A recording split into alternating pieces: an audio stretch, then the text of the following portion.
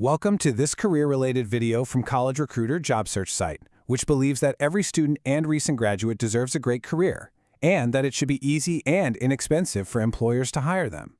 Okay, let's dive right in, because we're about to tackle one of the biggest, most important conversations of your entire early career, negotiating that very first job offer. So why is it such a big deal? Well, get this. What you do in this one moment, this single conversation, could literally make a difference of $500,000 or more over your lifetime. Nope, that's not a typo. The stakes are, well, they're incredibly high. But of course, it's a moment that is just filled with anxiety, right? I mean, this recent grad on Reddit just perfectly nails that feeling of being stuck between not wanting to mess it up and also not wanting to get taken advantage of. It's a feeling a lot of us know. So, our goal today is to replace all that anxiety with a clear, confident playbook.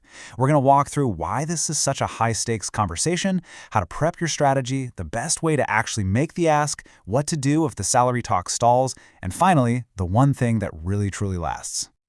All right, first up, let's really dig into the stakes here because they are probably even higher than you think. This isn't just about your first paycheck, it's about so much more.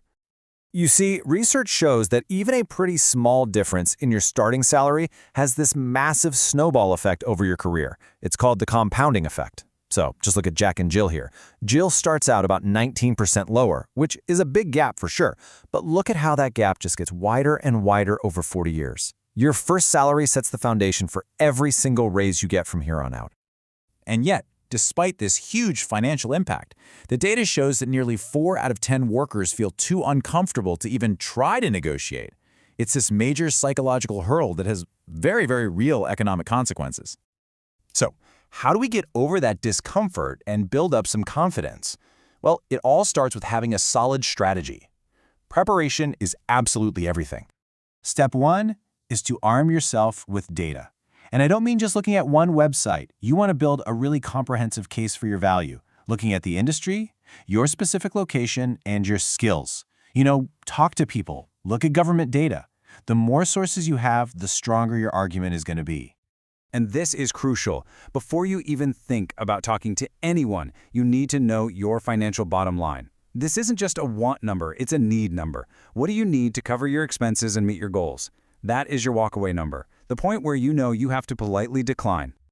Now, it's surprisingly easy to trip up at this stage, so here are a few classic mistakes to avoid. First, never ever tell them your past salary. It's just not relevant to the value you're bringing now. Second, do all your negotiating before you say yes. And third, think about the whole package, not just the base number. And finally, be careful about playing offers against each other. It can really backfire. Okay. So, you're prepared, you've got your data, you know your number, you know what to avoid. Let's get into the actual conversation and how to make your case in the most effective way. And the good news is, you don't have to wing it. A great place to look for help is your university's Career Center. Seriously, they often have amazing resources, like these script templates, that show you exactly how to phrase your request in a way that's professional and confident. And notice the formula here, because it's so good. You start with gratitude, you connect your value directly to what the company needs, and then you state your data-backed request as a question. It's assertive, but it's also collaborative, which is the perfect tone. So just remember that flow. Excitement first, then value, then the question. You're trying to start a professional relationship here, not win a fight, so the tone should always be cooperative. And, hey, because you did your homework, you're totally prepared to walk away if the offer doesn't meet your minimum. That, right there, is your power. But what happens if they say no on the base salary? Is the conversation over? Absolutely not. That's when you pivot and start talking about the total package.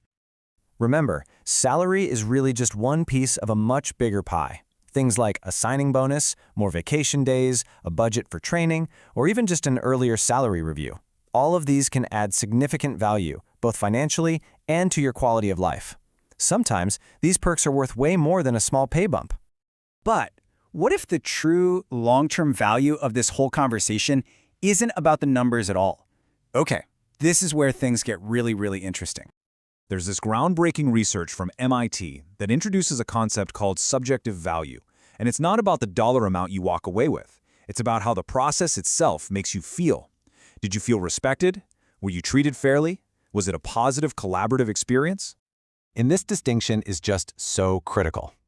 Economic value is what you get, the hard numbers. Subjective value is how you feel about the process and the relationship you're starting with this new employer. And as it turns out, one of these matters a whole lot more in the long run. And this right here is the mic drop moment. A year down the line, it is not the final salary number that predicts if you'll be happy in your job. It's your subjective experience of the negotiation. How you were treated at the very beginning sets the tone for everything that comes after. So, as you get ready for this big conversation, don't just fixate on the numbers. Ask yourself this question. Let it frame your entire approach. Because you're not just negotiating a salary, you're building the foundation for your future career there. I hope that this career-related video has been helpful. It was brought to you by College Recruiter job search site, which believes that every student and recent graduate deserves a great career, and that it should be easy and inexpensive for employers to hire them.